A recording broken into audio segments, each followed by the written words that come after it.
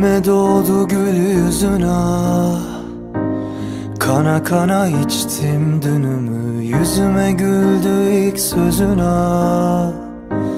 Yana yana seçtim günümü sen. Yanımdayken o tozlu yollar aşka gider. Ah sen,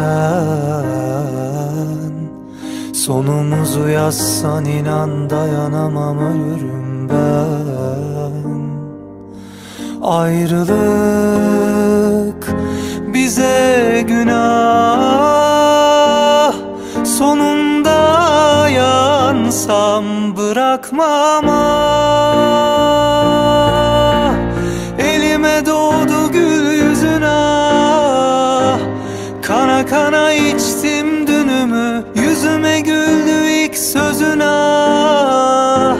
Yana yana seçtim günümü, gel.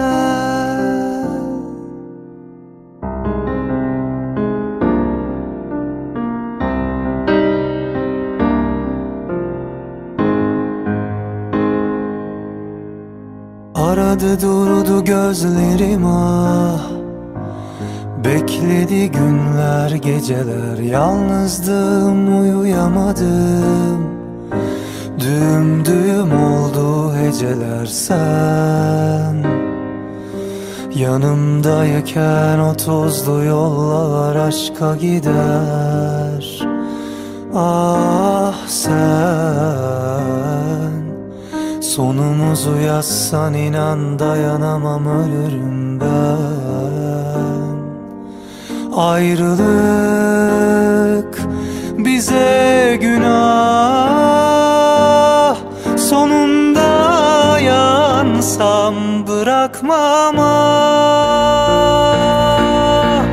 Elime doğdu gül yüzün ah.